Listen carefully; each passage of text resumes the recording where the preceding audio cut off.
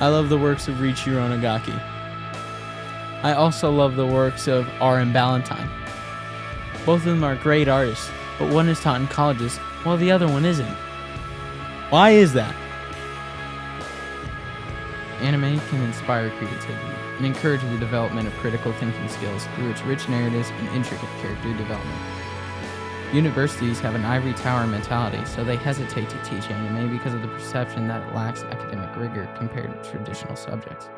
Bridging the gap between different forms of written literature and animated media, anime has the same laudable themes of overcoming adversity and speak to the human condition. But both of my parents, who are college professors, do not see it that way. They look down on anime. In order to combat this, my brother and I snuck into the professor's office and turned it into our podcast studio and filled it with manga and other anime items. So please, join my brother and I as we try to convince our father, the professor, that anime is in fact literature and should be treated as such.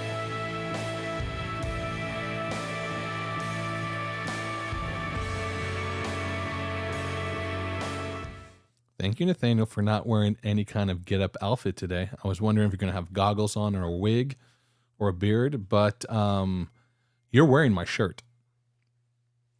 Well, first of all, I have a stubble. Thank you very much. Two, of course I have your shirt. It's a Cuba Vera. I love Cuba Veras. I love Cuba Veras too. I have like 5 of them, but you had to pick the white one. It's making you look kind of pasty right now. Don't blame me. You've left it in your closet for like 5 years. I know. I don't wear Cuba Veras as much. I probably should start wearing them again. But you know, you're only like a quarter Cuban, right? So you're half Scotch Irish. So let me guess what you're wearing at the bottom. Are you wearing a kilt? A nice little kilt in a Cuba Vera? Is that what you have on, Nathaniel? No, unfortunately. You know the original way you wear a kilt, right? Yeah. No. How? Commando. Oh, my. Well, I'm wearing a suit of some kind. Or Nathaniel, he's a little Mexican, Cuban, Scotch guy. But you're looking good. That's fine. You can wear my shirt. That's fine. Just ask in the future if you're going to wear it. And I feel kind of bad since I wasn't here for the last episode that you did with Miguel and where you were wearing a Superman shirt. If I had done that one with you, I would have worn a Superman shirt and a cape. Excuse the interruption. But no, you weren't here because you just... I don't know why you weren't here. You weren't here, so Miguel happened to be here that 1 week, so I just shot a video with him. And I think you did a good job. I really enjoyed the episode. I was able to be here. I actually had a student, a PhD student, who was defending his dissertation. Shout out to Daniel. Good job, Daniel, for passing. But I was working with him primarily because he had his defense. And I'm telling you, there are very few things in this life that's more stressful and kind of like time consuming and actually messes with your psychosis than like trying to defend your dissertation in history. Is not the easiest thing to do. Trust me, I know. I don't know. Are you going to ever go for a PhD? I know you want to go into computers, but do people even get a PhD in computer sciences? I thought you get PhDs if you want to go into academia and teach. Yeah, if you want to go to academia and teach, that's true. I don't really necessarily want to teach computers. I can barely teach Ezra how to read. Oh, so you don't like teaching? So this entire conversation is me teaching you? No, it's me throwing ideas out there and trying to change your mind. Oh, so you're trying to teach me? Okay. What are you going to teach me today, Nathaniel? I know what the topic is, but go ahead. Why don't you explain it for us? The topic today is obviously Dr. Stone, but we're going to be comparing it to another book. This time, primarily one book. Yeah, one book. Last time we did H.G. Wells' Time Machine and The Prestige, which was a movie, but this time we're going to be comparing it to one book, and that's R.W. Ballantyne's Coral Island. Okay, so a couple of things I do know you told me specifically in prepping for this to go through season 2 and the different books that cover season 2 in the manga is like the Whetstone Wars, right? Yes.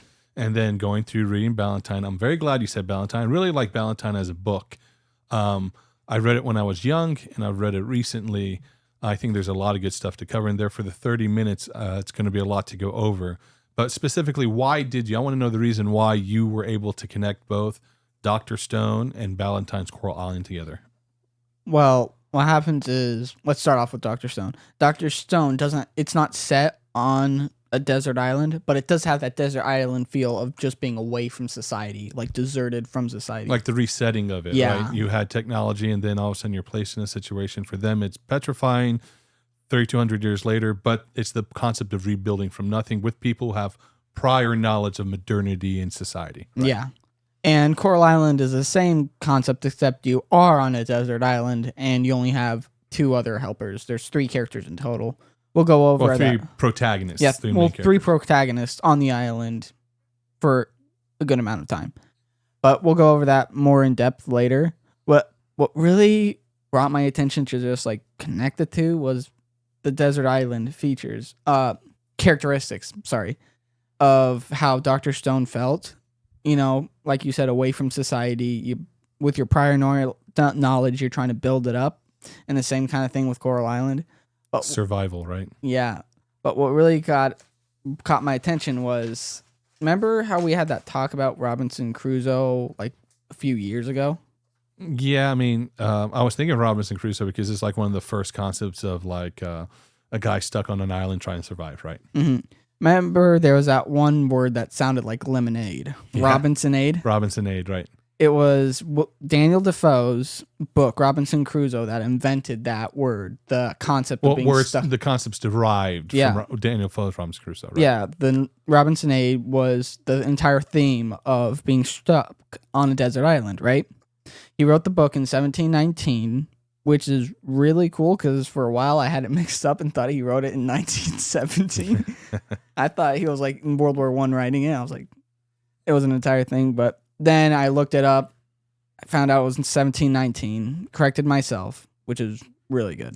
Sure. From Robinson Crusoe to what do you call it, Treasure Island, to Coral Island, to then later what we're talking about in a couple of weeks, which will be Lord of the Flies. Yep. A lot of same settings, right? Mm-hmm. A lot of same characteristics. If you look at it, not Robinson Crusoe necessarily, but in the others, you have to do with like the adolescent Bildungsroman, someone coming of age and then stuck in this environment.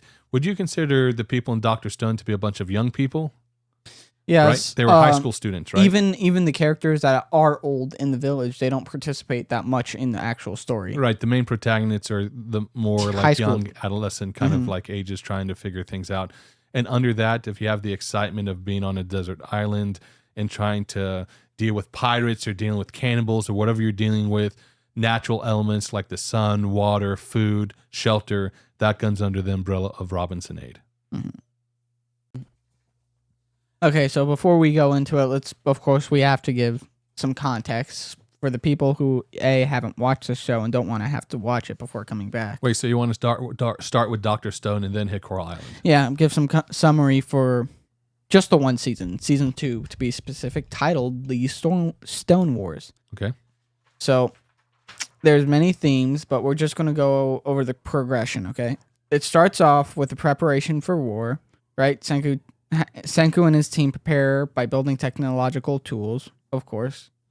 Espionage and Wait, really quick. The setting of the Stone Wars is you have 2 people going at each other. You have Senku's Kingdom of Science versus right? Tsukasa's Empire of Strength. Okay, good. Okay. And then what do you think is the main theme of the second season before you get to the sections you're going to cover? Like, what's the thematic? Because I always think thematic in my mind. Oh, okay. I see what you're talking about. The theme, I'd say more like science versus strength, right? If you think about it. I think I had it written down.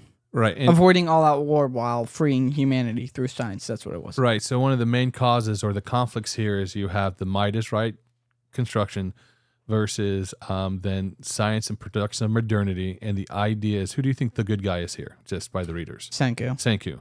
So the idea is that science and his intelligence is going to help destroy the structure of oppression and might through that level of ingenuity. Okay. So what's your breakdown?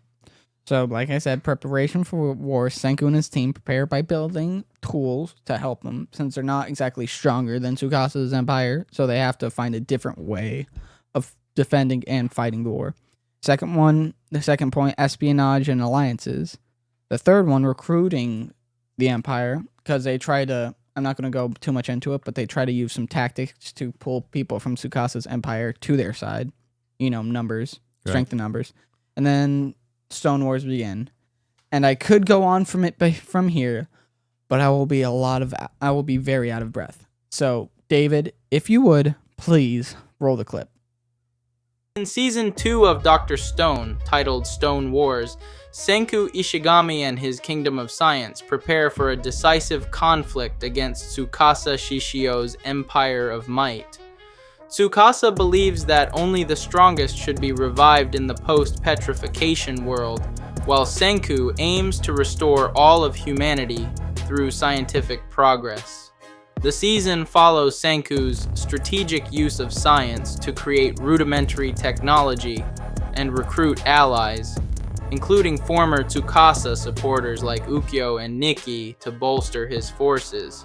The Kingdom of Science develops a mobile phone to communicate covertly and gain intelligence, setting the stage for the impending war. As the Stone Wars unfold, Senku and his team employ inventive tactics to counter Tsukasa's superior physical strength. The conflict reaches a turning point when Senku discovers Tsukasa's motivation. He seeks to create a world where his sister, Mirai, can live peacefully. In a pivotal moment, Senku uses his revival fluid to heal Mirai, leading to a temporary truce. However, Tsukasa is gravely injured during a confrontation with Hyoga, a powerful warrior who challenges Tsukasa's leadership. The season concludes with the Kingdom of Science emerging victorious, but Senku chooses to preserve Tsukasa in a petrified state until a method to safely revive him can be developed, leaving the future of their rivalry open-ended. Once again, David, thank you so much for the fantastic recap. But I see you over there itching your nose. Did you like snort hot sauce or something? What's going on? No, but I do have a really sensitive nostril right now. Right. Okay. You okay? Yeah. Can you put some butter on it or something? Nah. It just hurts a little bit. Okay. Hope you're doing okay. Okay. Let's go back to the topic of leading up to the preparation of a war. I don't know if you know the adage that says if you want peace, prepare for war. You know the idea? Civis pacem parabellum. That's correct. So if you get to the point that you see these preparations, you see it very early on, the Senku knows that if there's any way that he's going to win, he's going to have to start to develop this technology. And that's the anime, right? Mm-hmm. The anime isn't two factions fighting each other, which you can have in a lot of different animes. Right now, the key goal is the exposition of the development of science of it. So when someone sees the process of what it is to develop antibiotics or to develop a cell phone or a phone or to develop a tank, whatever it looks like, that's where the entertaining piece comes from. Senku isn't kind of like a solo leveling character or like One Punch Man, where whenever they show up, they're going to win the day. It's actually the opposite. The concern is if he doesn't develop certain technologies quick enough or capable enough, or something gets in the way or causes there to be kind of like a slowdown to production, then you have a urgency because you have Tsukasa's kingdom that's about to attack. So the preparation of war actually comes to the sense of technology, which has been found in other wars before. World War I was a technology war. You had the boom of industry, the Industrial Revolution. Everyone had like juggernaut ships. They were shifting from cavalry with horses to tanks. They had all these rifles, and everyone was like rising up in power. And really what pretty much World War I is the war of empires. You have empires that were expanding and fighting to see who was going to win the day. And the problem a lot of the times with World War I, the reason why it's considered such a bloody and great war is because tactics didn't line up with the new technologies. Right? Wasn't it called something different than World War I? Like the Great War. Yeah, historians called it the Great War. It's still called the Great War. And so that's what you're having right now. The idea is that Tsukasa is the old guard. It's the old way of thinking. It's the old way of applying. And the old one is outside of modernity. It's outside of development. He is the brute. He is the beast. If you don't want to live under Genghis Khan or Attila the Hun, where everyone is just death and destruction, well, give Tsukasa enough time to develop this modernity. But what makes it different from the idea of getting power through technology and just using it on other people is what? Senku is covering it under this unifying principle. Let's be closer. Let's be friends. Let's not fight with each other. Let's enjoy the prosperity that this technology provides, which means the main approach that makes Senku not anyone concerned that Senku is going to grab these technologies and then use them in a barbarous way is the unifying factor is the hope for a better prosperity, right? So now you're going to see the development of these prosperities now that are currently aimed for war, and hopefully later for the good of mankind. But this is the excitement in these preparations, right? So how do you see it? Well, thank you for that very detailed explanation. You're welcome. I don't know how detailed it was, but I'll be glad to do it again if you want me to. Nah, I think we're good. I wanted to go into my next point, espionage and alliances. Obviously, one of the main key factors in any war is the prep time and what you use before the war, right? Like cultivating manpower, that kind of thing. Yeah, before, during, there's a multifaceted aspect when you go into warfare. It's not just always brute force. There's tactics, but there's also like aspects where you're talking about espionage, control of information, psychological games you can play, Well, what happens is with Senku, there's a part where he sends the first. There are 4 people that revive first, right? Tsukasa, Senku, Taiju, and Yuzuriha. Senku is friends with Yuzuriha and Taiju, and right now, this is an important point. Tsukasa, the bad guy, does not think Senku is alive. Right. So when they were able to revive Senku because of a little break on his back of his neck, they were able to revive him. He said, "Keep this a secret. I want you two, Taiju and Yuzuriha, to go back to the Tsukasa's empire and infiltrate it and be my spies." So that was one of the main things. So right now, those two are in Tsukasa's empire, being spies. They're undercover. They help connect both sides via homemade cell phone. It's not a handheld cell phone, one of those more like old wired ones. Sure. Like the cable ones. Do they have a can on each side? No, more I know like what you're talking about. I'm talking about like you. Yeah, right. You know what I'm talking about. I do. So one thing that's kind of key is they communicate secretly, obviously, because you can't have the person that you're spying on knowing you have a phone in an informant, right? And they try to peacefully infiltrate. You have any idea? Yeah, I like the concept of peaceful infiltration, which is kind of funny because, if you study any of the major kind of like war theorists, 2 of them usually come to mind as foundational. The first one, of course, is Sun Tzu. People like to quote him all the time. But another one is also called Clausewitz. Clausewitz, he did a book that was on war. And on war specifically kind of like discovers the usage of diplomacy when it comes to the way that you can realistically infiltrate people. He has a quote that says, "War is merely the continuation of policy by other means."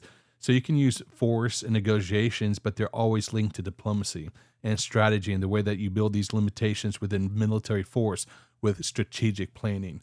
You can kind of bring this up with the idea when it comes to, how can I say, like the interwar period, which is an area I've studied a great deal. The interwar period, specifically British foreign policy, I'll give you one idea. A lot of people criticize Chamberlain, because he appeased Hitler. And Germany was able to grow in power. But one of the arguments of allowing Hitler to rearm is that you only use appeasement as a form of diplomacy because you're in a weak position. And so what you're really doing is buying time. And so one of the arguments, one of the many historical arguments on Chamberlain, because you can have, people argue against Chamberlain. You can have revisionists to say, no, Chamberlain knew what he was doing, or post-revisionists that they're like, no, Chamberlain's still messed up, whatever. One of the arguments is simply that diplomacy is used as a form of warfare. And under diplomacy, while you're trying to talk to people and get your gaze on your right hand, be like, oh, look, we're trying to talk and figure things out. On the left hand, you're sending in your spies to glean information to put yourself in a position of power. It's hilarious to hear the line of peaceful infiltration, because all forms of espionage and infiltration is an aggression within itself. And it's one of those things that we see within the discussion of Senku being the good guy. You're like, oh, he's smart to do this because we've already kind of like turned Tsukasa into the antagonist. When you're reading the manga, watching that anime, you're going for Senku. And so any methods that he uses, even though it's monstrously aggressive, is still considered to be permissible because he's the one you're rooting for, right? Mm-hmm. So, what were the other ways that they utilized espionage? Well, obviously they infiltrated that. But one thing that was really key to the whole battle is 2 spies is good, but what's better than 2 spies? 3 spies. Exactly. So they started to convert people from the Tsukasa Empire to their side. You mean recruit? Convert? No, they believed in Tsukasa, so Oh, they yeah. converted. Oh, so you're making it into some kind of scientific religion. Good for you. Okay. Go conversions. Recruit conversion. Keep going. Okay. So what happens is they try to convert people to the Senku Empire because, Tsukasa had the revival fluid, so that means he could recruit as many people as he wanted. He just poured people on them, Right. poured the revival fluid on them, and they'd be like, "Thank you for saving me," and then join his empire. So while Tsukasa was literally building an army by pouring revival fluid on people, Senku was only limited to this village with 50 people or so, right? And while that is a lot, it's not the best. So they were trying to make people join Senku's side by saying, "Look, we have science." They were able to convert this one girl named Nikki Hanada to the Senku side because what they did is they played an audio recording I'll go more depth into this later, but they had an audio recording of this famous superstar, and they were able to convert Nikki Hamada to their side because the superstar was called Lillian Weinberg. Yes, Lillian Weinberg. And they were able to convert the Nikki Hamada girl, to their side with a recording. And since Lillian Weinberg was such a famous idol and there was no FaceTime, they were like, "Hey, look, we have this girl. There's someone you can rely on, famously known." So they were able to convert a lot of people that way. Yeah, that's just another version of propaganda. I mean, during World War II, you had Tokyo Rose. You had this woman on the radio that would, like, in the Pacific Theater, that would, like, go on the radio and try to convince the Allied forces not to attack Japan or that Japan was going to win. And it's kind of funny. So far, Tsukasa's in one corner using might and structuring his army, while the other side is Senku is using propaganda. He's using espionage. He's using technology and a more diverse approach to warfare. But in the end, it's still warfare. Mm-hmm. So that's kind of interesting. Do you know that quote that's like, "All's fair in love and war"? Yeah. You think that applies here? Well, the concept of all's fair in love and war is actually a pretty, like, if you're not careful, an extreme statement. Because if you say all's fair, that means anything's permissible. Anything that's duplicitous, anything that's dishonest, anything that's violent, anything is permissible as long as you're getting your outcome. It's like this utilitarian argument that as long as, or even deontological, it's the ends justify the means. You know what I mean? Kind of argument. So a lot of people have committed some terrible crimes with that kind of structure. But what the thing is, I don't think you have an all-out war. This isn't the structure of what you're looking at in Dr. Stone. What you're looking at is still following the idea of almost like a salvific structure. And let me tell you what I'm talking about. Like, for instance, Tsukasa is able to recruit and retain his recruits because he has the elixir, right? Mm-hmm. He has the one that will free you. So when you wake up, you're like, "Oh, you're the savior. You're the one who saved us. You're the one who saved us from our petrification. Of course, we'll show fealty. Of course, we'll follow you. Of course, we'll do what you ask us to do. It doesn't matter how brutal it is. It's breaking down into tribalism, right?" But the funny thing is, even though that's seen to be backwards, oppressive, and theocratic, however you want to put it, Senku's doing the exact same thing. He's putting himself in the position of savior, of the salvific role.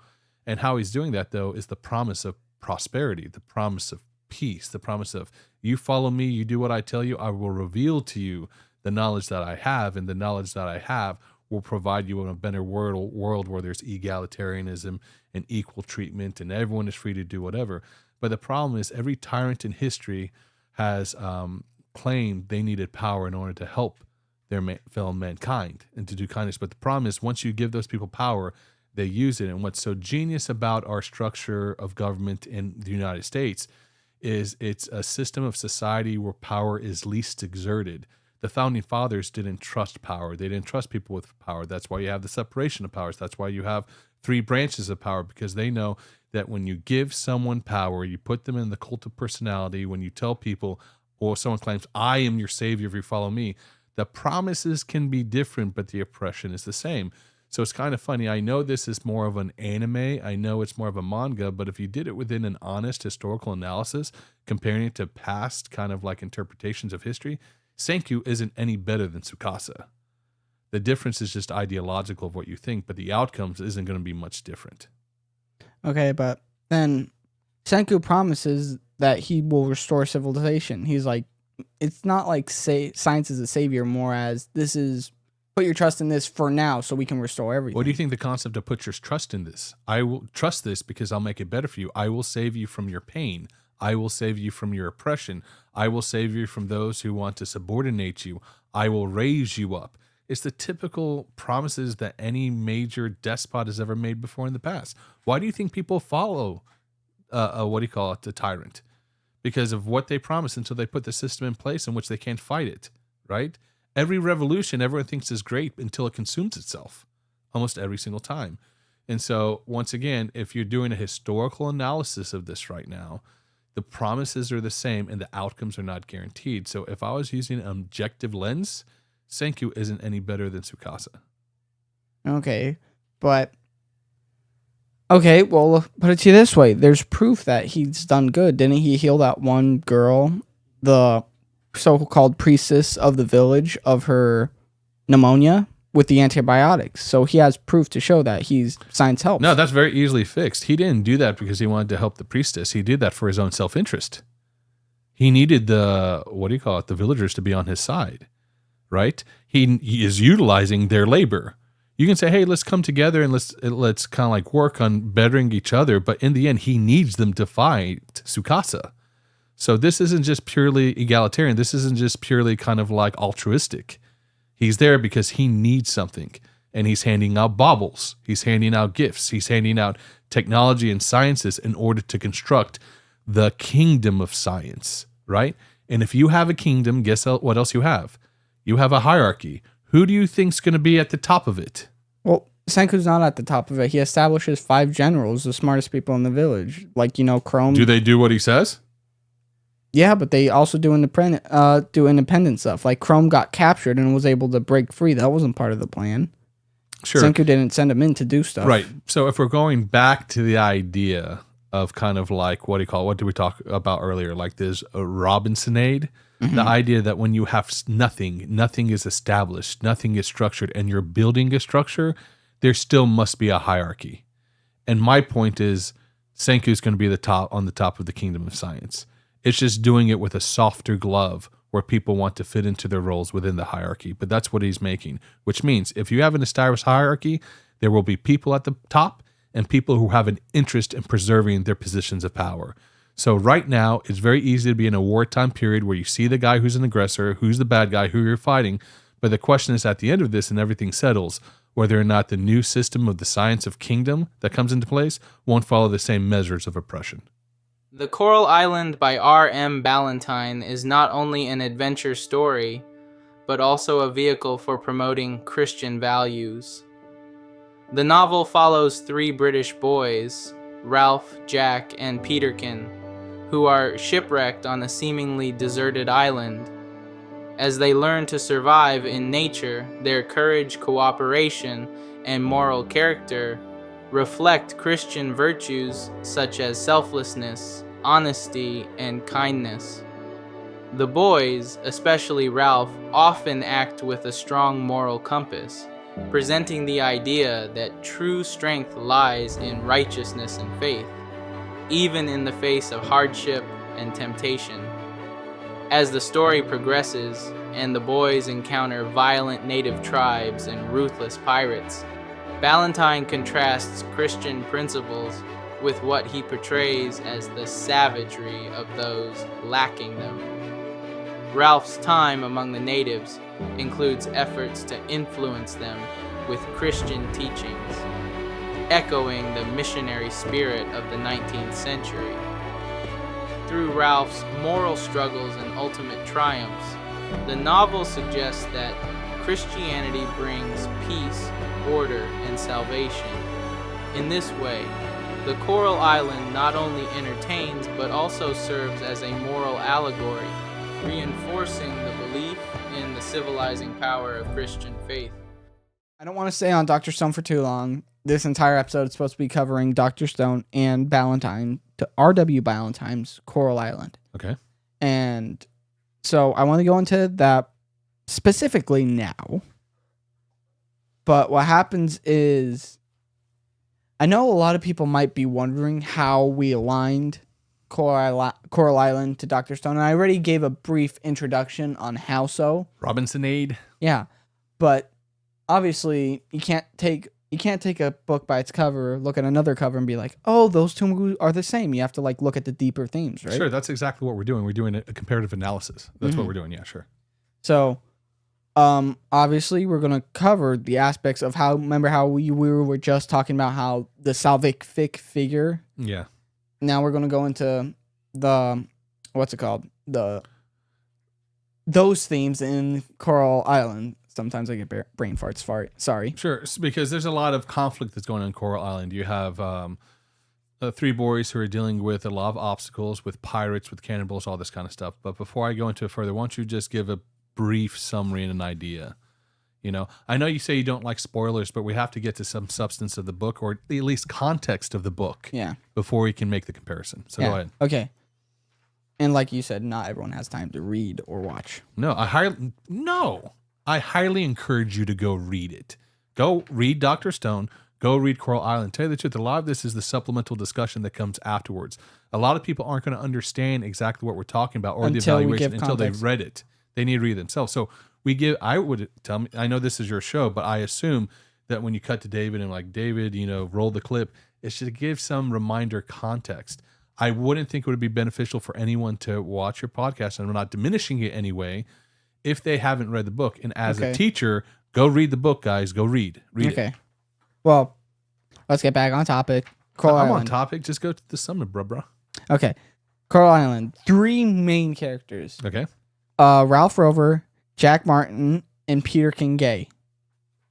So what happens is, first I have 5 points here: departure and shipwreck, survival and island life, encounter with natives and pirates, like the best part, Ralph's captivity and adventures, and rescue and return. Right. So, obviously, how do you get on a desert island? A ship goes down. Yeah, usually it's not on purpose, or else it's not a desert island. Right. Deserted island. Yeah. Yes, deserted island. We're not talking about Candyland here. Yeah.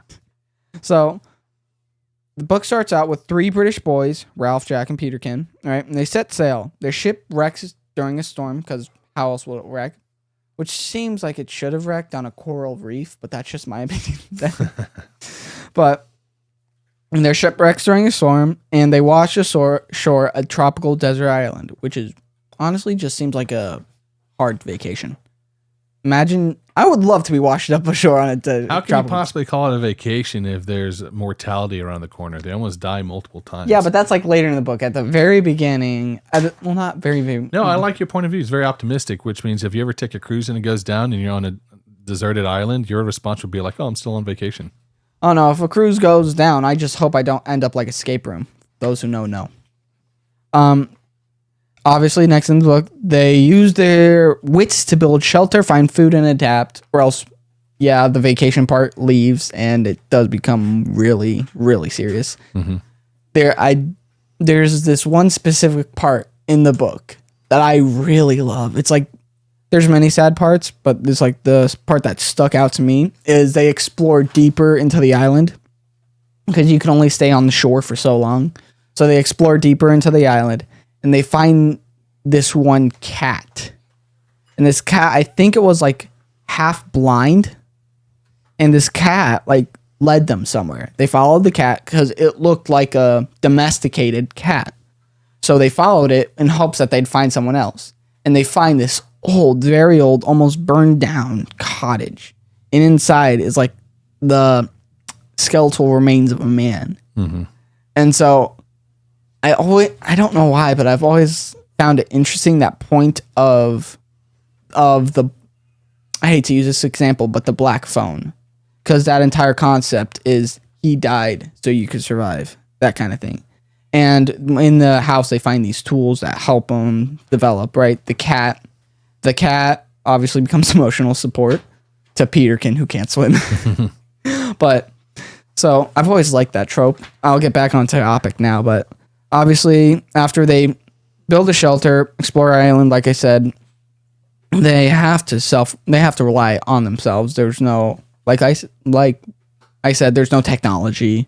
They have to rely on themselves, their wit. Jack takes this. Jack's the oldest, and he takes this role of like leader. Let's do this. Motivated. right? Peterkin is what's it called? The guy who's funny.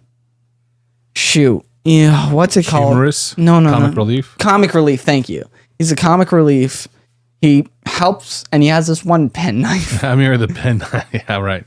And away from penknife, then Ralph. He's the main character among the narrator. Yeah, he's the narrator, the main character.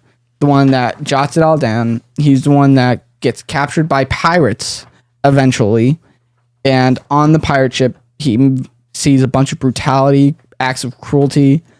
And there's this one part in the book where this pirate is wounded, and Ralph is the only one that shows him kindness and helps him. Later, Ralph returns to Jack and Peterkin on the island. They're rescued, reunited. The boys eventually are rescued by a passing British ship and return to civilization after a long island adventure, more mature with a deeper understanding of the world, especially like Ralph. You know, I don't like to give this example, but imagine like if you're captured by like a group of mercenaries. You spend time with them, you see the brutality of it, then you get to return back to your suburban lifestyle, you know? That's the very nature of any adventure story, right? It doesn't matter what you're reading, whether it's Treasure Island or The Hobbit. I mean, even when you're reading The Hobbit, the idea of going on into an adventure, and when you go on to an adventure, nothing is guaranteed, right? It's one of the reasons why we even read the books. We kind of have an idea what's going to end up happening, especially when you're dealing with a Bildungsroman of a coming-of-age story. Nothing makes you mature greater and be changed when you come back after going through severe hardships, you know? But one of the things that's comparable to what we talked about with Dr. Stone is still the idea that when you read through Ballantyne's work, Coral Island, the unifying factor is not might is right. It's not science that's going to save you. It's still within a very, very strong Christian ethic. Mm-hmm. Within the entire story, it's just laced with the significance of the reason why the boys are able to keep their humanity despite their troubles, work together despite the hardships or the oppressions they feel, is because their conviction within their Christian ethic, right? And there's a couple of places that, getting ready, I even kind of like looked this up into different sections and different chapters that I have here. Like, for instance, in chapter 21, you know, this is when it's going towards not just seeing the cat and like exploring the island, where there's this point where Ralph says, I pondered these things much, and while I considered them, there recurred to my memory those words which I had read in the Bible: the works of God are wonderful, and his ways past finding out. So, I mean, this isn't, I mean, I have more examples of this. I mean, I'll give you another one really quick so we can hit them, the reference, and then keep going. This is in chapter 27. This is when he comes across, you know, the wounded man in the squall after dealing with the pirates, and then the person dies, right? Mm-hmm. It's interesting. This question silenced me while I considered what I should do in such a case. At length, I laid my hand on his arm and said, Bill, when a man has done all he can do, he ought to leave the rest to God. And the response is, oh, Ralph, said my companion in a faint voice, looking anxious into my face. I wish that I had the feeling about God that you seem to have at this hour. I'm dying, Ralph, yet I, who have braved death 100 times, am afraid to die. I'm afraid to enter the next world. Something within tells me there will be a reckoning when I go there. But it's all over with me, Ralph. I feel that there's no chance of being saved. I now reflected with great sadness the self-reproach on the way in which I had neglected my Bible, and it's flashed across me that I was actually, in the sight of God, a greater sinner than this blood-stained pirate. For thought I, he tells me that he never read the Bible and was never brought up to care for it, whereas I was carefully taught to read it by my own mother, and had read it daily as long as I possessed one, yet to so little purpose that I could not now call to mind a single text that would meet this poor man's case and afford him the consolation he so much required. This is just, I mean, there's example after example after example about this, which means that Ballantyne, whenever you see the fracturing of a storyline because of conflict, because of an antagonist, because of bad things that happen, of course, you know, just from a pragmatic way, there's 1,000 ways to react to that. A lot of times you can be like, woe is me, why is bad happening? You can fall and your ship crashes and you go to the beach and just collapse and be like, oh, it's over, I'm dead anyway. There's this fatalism, there's this nihilism, there's this ugliness that you can, when the fracturing of your mosaic or the fracturing of your reality in front of you starts to fall apart, what's going to sew it back together? And there's no question within Coral Island, what's sewing it back together, whether it doesn't matter who the protagonist is this hope in God. That this idea that, everything works out for the good. Everything will be okay. Death isn't the end of things. It's just the next step of things. You see this very thematic also in Tolkien as well, in some of the discussions that you have within the characters, within whether that's the Hobbit or the Lord of the Rings, that there's conflict and difficult things happening, but don't worry, this isn't the end. This isn't how even though it's ugly now, it'll be beautiful later. And it's this kind of like a beautiful moment of almost like resettling. It's a comfort to know that, in the end, it's going to be okay. You marry that sentiment with a couple of boys who are in a terribly kind of like dangerous situation, who may not have any hope for being saved to begin with, that any moment could be their death. How is it that you go on to the next life? Whether you're either beating the air and you're screaming that it's not fair, or you sit back and like, it was out of my control anyways to begin with. So fall back on the conviction and the foundation that you have. For Ballantyne, the construction was primarily Christianity. The reason I'm emphasizing this is because there's going to be a staunch shift next week when we do the next podcast. And I'm very interested in doing that next podcast, because in the next podcast, who are we talking about? Golding. We're talking about Golding, Lord of the Flies. Yeah. Because Lord of the Flies is a refutation to Ballantyne's Coral Island. He's like, no. If you stick a whole bunch of boys on an island by themselves, see how quickly things deteriorate. I like Coral Island just fine. I mean, anyone who's read it to my knowledge, hasn't flat out said, I hate it with all my might. But what I wanted to ask is, why do you think Golding's Lord of the Flies has a higher place in literature than like Coral Island? That's an interesting question. I don't know if it has a higher place in literature, but there's no question that it's better known. You know what I mean? Not a lot of people have read Coral Island. A lot of people have read Lord of the Flies.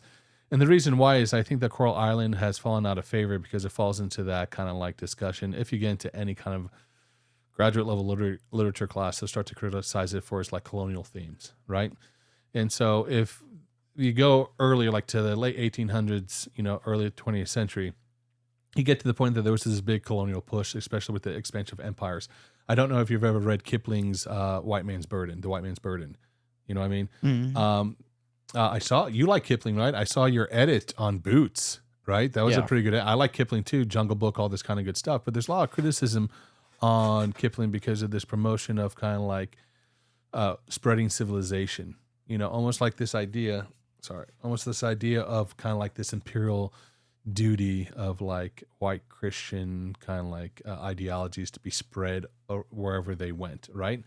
And current literature, I mean, if you go to any kind of graduate literature class, they won't promote ideas or the benefits of colonialism during the 19th century. If anything, they'll kind of like point to like writers like Edward Said, who wrote kind of like Orientalism. I mean, we don't have to get into it. It's pretty convoluted and not too complicated, but also Frantz Fanon. I don't know if you've heard of him, but it's kind of like he wrote something that was called The Wretched of the Earth.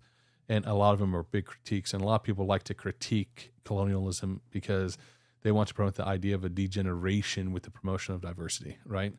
And you hear that within a lot of the discussion right now. So a lot of criticism of Coral Island is because of its Christian themes, is because they consider it to be the promotion of westernization to other countries. So when you get to Golding is a combination of what you would call realism and nihilism. And the nihilism paints this idea of even not colonial structures, but that of Western powers that would extend out to areas that are less developed, less modernized, that the very barbarism that you accuse the locals of, you would fall into pretty quickly.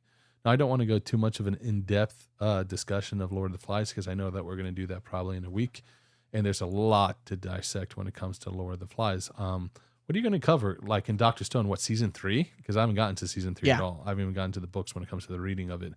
But I would have to, maybe in the next week or two, because I have to catch up because I want to read Lord of the Flies again and go back and read Dr. Stone to make those comparisons. But you're going to see that whatever is claimed in Coral Island, which would be the unification of individuals in the face of hardship because of Christian conviction, is going to be the exact opposite.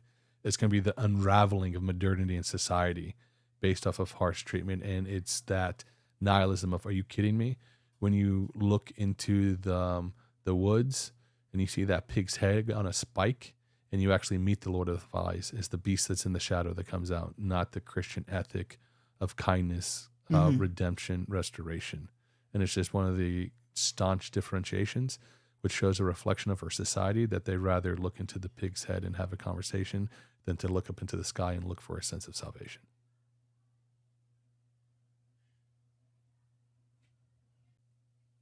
Sorry to go back to old topics, but I kind of liked how when we did solo leveling, it was more of a philosophical thing, whereas here it's more of a literary comparison, right? Yeah, so we kind of did that on purpose, because before every single time we have this, we have a roundtable discussion, because I want to know what you're going to talk about and have an idea so I can be prepared. But with solo leveling, I thought it was interesting that we were applying theoreticians. So that's almost like applying theory to a sense of interpretation. I like using the term the lens that you're applying. So it doesn't matter if it's Carl Jung in psychology or whether or not you're getting to Nietzsche in philosophy. With this one, this is pretty different, because with this one primarily, it's you have two artifacts. You have two different kind of like books, and they're not the same. Dr. Stone is not the same as Coral Island, but what you're doing is finding similarities within the narrative or within the theme or within the discussion to show kind of like interconnected points. Yeah, I grasped kind of none of that because beyond my head, but I guess I kind of did understand some of it because I've lived with you all my whole life and I know what you're talking about. So, but I have one more question before we like close this all up. Well, two more questions before we wrapped up this episode. So, my one really important question that I kind of been wanting to ask you this entire time is, do you want to do another book for next week? Because last time we did 2 Things, The Prestige and Time Machine. Would you be okay with us doing 2 books instead of just one? For next week? Yeah. Or if we flipped it and did season 3 and season 4 for next week. No, I would say that you keep with the theme. I think that we stay with not Coral Island, with Lord of the Flies and with Dr. Stone. I like how you did it, and you guys decided to do like 3 at a time. And I think that's great because you want to go into a deeper kind of review of it.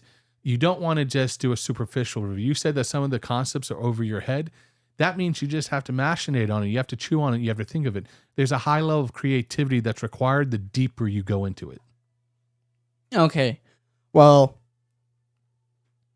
I guess I'll do that then. The reason I wanted to ask is because season 4 came out pretty recently, and I think it would go with the whole Golding, Lord of the Flies topic. But my last important question I have to ask you is, when are we going to that tropical island? I'm going to answer that question with another more important question. Where's mine? You better not have just made one for yourself. That looks delicious. You really stuck cucumbers on that thing? I had nothing else to garnish. Well, it looks pretty garnished to me. Okay, son, I enjoyed talking to you about this.